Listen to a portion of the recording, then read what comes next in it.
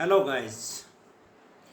In previous video I told you about the HTML, CSS, JavaScript and PHP. That was a basic course for learn only PHP language. That is the group of basic course. Now we will go in some advance, in which I will add a CMS content management system. तो मैं आपको बताऊंगा कि CMS actual क्या है, और इसके लिए पहले वो तो बेसिक कोर्स तो चाहिए ही चाहिए, अपने को सीखना वो तो आना ही चाहिए। उसके बाद में अपने एडवांस लेवल पे अपने CMS को कैसे सीखेंगे, कंटेंट मैनेजमेंट में कैसे वर्क करेंगे। तो अगर आपने बेसिक कोर्स कंसेप्ट क्लियर कर लिए तो कंटेंट मैनेजमेंट CMS है जो, तो उसको बहुत ही आसानी से आप कैच कर लेंगे।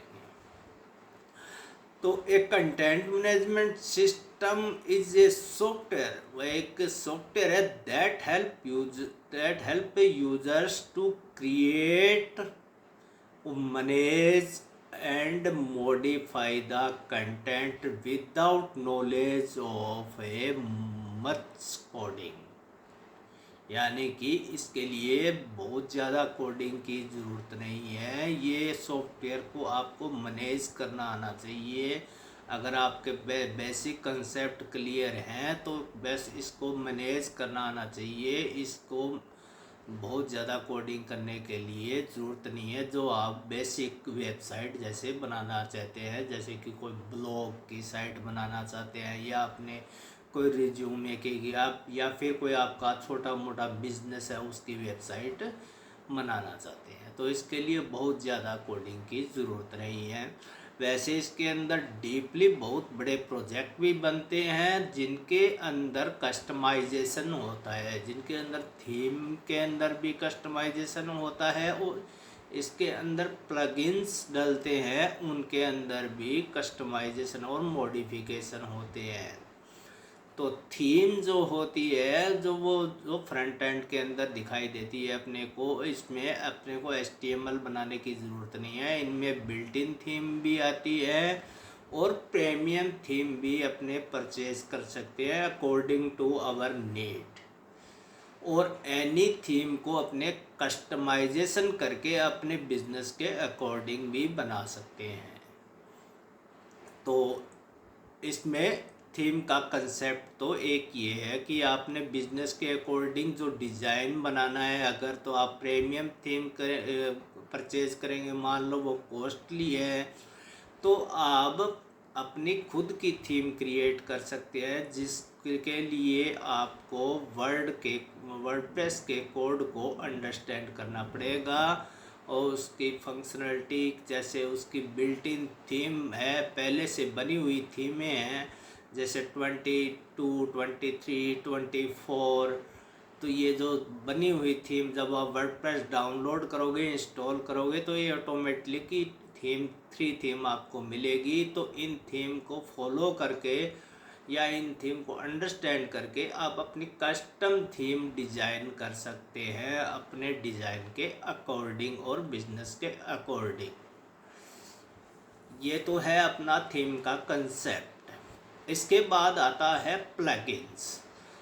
प्लगइन्स क्या होते हैं? प्लगइन्स वो चीज़ है जो एक्स्ट्रा मॉड्यूल्स हैं जो वर्डप्रेस को सपोर्ट करते हैं, उसकी परफॉर्मेंस को, और उसके अंदर फीचर जो है उनको फीचर्स को बढ़ाने के लिए, टू इंक्रीज द फीचर्स, तो अपने प्लगइन्स का यूज़ करते हैं। इसमें बहुत सारे प्लगइन्स हैं, प्रीमियम भी प्लगइन्स हैं और फ्री प्लगइन्स भी आपको मिल जाते हैं, और आप अपना खुद का प्लगइन्स भी क्रिएट कर सकते हैं। तो इसके लिए मैंने आपको बताया, जैसे कॉमन प्लगइन आप देखोगे तो कॉमन प्लगइन लिस्टिंग के अंदर आपको, जैसे मैं आपको कॉमन प्लगइन बताऊं, जैसे मान लो आप कॉन्टैक्ट फॉरम बनाना चाहते हो तो इसके कॉमन प्लगइन कॉन्टैक्ट फॉरम 7 एक प्लगइन है, और एक वेब फॉरम WP फॉरम के नाम से भी प्लगइन है, जिसके द्वारा भी आप कॉन्टैक्ट फॉरम या रजिस्ट्रेशन फॉरम बना सकते हो, या कॉन्टैक्ट फॉरम बना सकते हो, या अदर टाइप के फॉरम भी, जैसे आप कोई इवेंट रजिस्ट्रेशन का फॉरम बना सकते हो। इस तरह से आपके फॉरम बना सकते हो। अगर आपने ई कॉमर्स साइट बनानी है तो उसके लिए आपको ई कॉमर्स प्लगइन डालना पड़ेगा, जैसे कि वू कॉमर्स नाम से आता है। जो व्यू कॉमर्स नाम से आता है उस प्लगइन को इंटीग्रेट करना पड़ेगा, उसके साथ पेमेंट मेथड इंटीग्रेट करने पड़ेंगे, उसके अंदर आप प्रोडक्ट क्रिएट करेंगे और वो प्रोडक्ट्स की लिस्टिंग जो है जो आपकी वेबसाइट पे दिखाई देगी।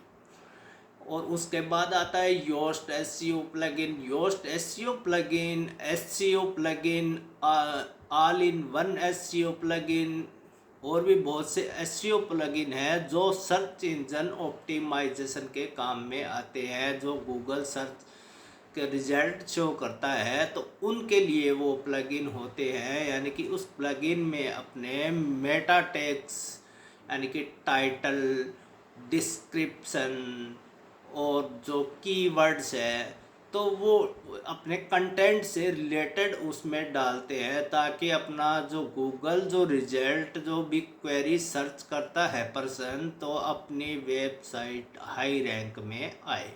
इसके लिए एसईओ प्लगइन्स के यूज़ करते हैं। बहुत सारे एसईओ प्लगइन हैं। इसके अलावा आपको जैसे WP हेडर और फुटर है, उसके अलावा आपको जैसे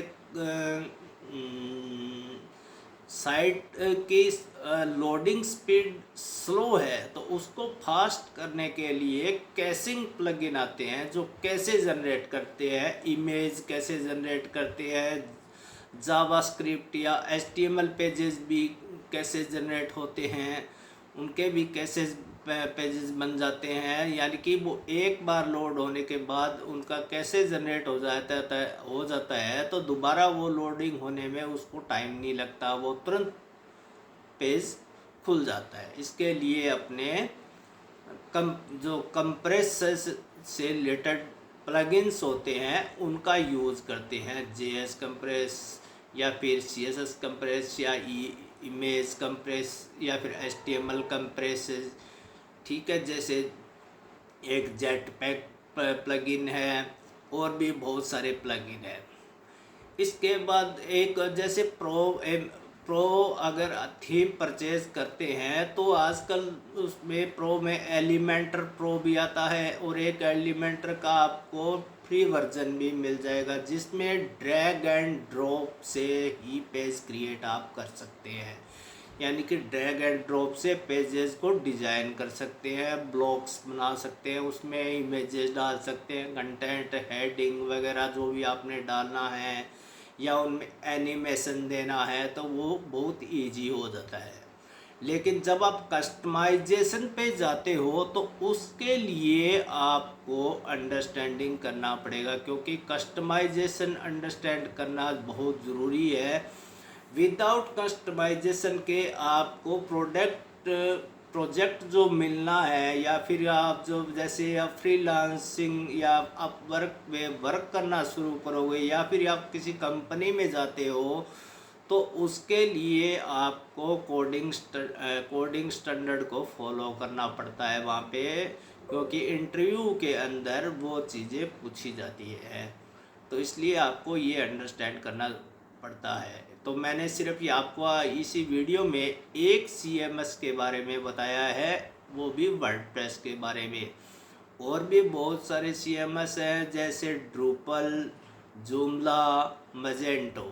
तो next video we will make for the Drupal, because I have more than 8 year experience in the Drupal also. So Drupal में भी मैं टीचिंग करवाता हूँ। अगर कोई स्टूडेंट ड्रूपल में इंटरेस्टेड है तो वो वो भी कांटेक्ट कर सकता है। अगर वर्डप्रेस अगर सीखना चाहता है तो वो भी कांटेक्ट कर सकता है। Thanks everyone. और my I forget that my contact site is mindchange.in। उस पर आप विजिट कीजिए। उस पर मेरी सब होल डिटेल उसके ऊपर है, मेरी क्वालिफ़िकेशन एंड मेरी contact detail. Have a nice day.